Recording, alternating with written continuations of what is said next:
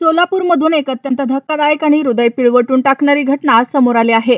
एका आईनं आपल्या अल्पवयीन मुलीसह रेल्वेसमोर उडी घेत जीवन संपवल्याची दुर्दैवी घटना घडली आहे. या घटनेमुळे संपूर्ण सोलापूर जिल्ह्यात हळहळ व्यक्त केली जात आहे. मिळालेल्या माहितीनुसार ही घटना रविवारी पहाटे सोलापूरच्या विजापूर रोड परिसरात घडली.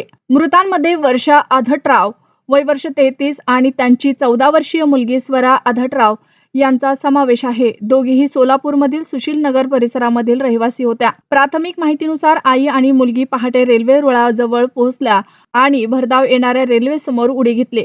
हा प्रकार इतका अचानक घडला की कोणालाही त्यांना वाचवण्याची संधी मिळाली नाही. या भीषण अपघातात दोघींचाही जागीच मृत्यू झाला. घटनेची माहिती मिळताच रेल्वे पोलीस आणि स्थानिक पोलीस तातडीनं घटनास्थळी दाखल झाले. पोलिसांनी पंचनामा करून दोघांचेही मृतदेह शवविच्छेदनासाठी शासकीय रुग्णालयात पाठवले आहेत. या घटनेमागील नेमकं कारण अद्याप समोर आलेलं नाही. कौटुंबिक वाद, आर्थिक अडचण किंवा इतर कोणतेही कारण होते का याचा तपास पोलीस करत आहेत. कुटुंबीय आणि नातेवाईकांची चौकशीही सुरू असून तपासानंतरच या घटनेमागील सत्य स्पष्ट होणार आहे. या दुर्दैवी घटनेमुळे परिसरात शोककळा पसरली असून स्थानिक नागरिकांनीही हळहळ व्यक्त केली आहे. एका आईनं आपल्या मुलीसह इतके टोकाचे पाऊल का उचलले हा प्रश्न सर्वांनाच अस्वस्थ करत आहे. जर तुम्ही किंवा तुमच्या ओळखीतील कोणी तीव्र मानसिक तणावातून जात असेल तर मदत मागणे अत्यंत महत्त्वाचं आहे. विश्वासू कुटुंबीय, मित्र किंवा मानसिक आरोग्य तज्ज्ञांशी संवाद साधणे जीवन वाचू शकते.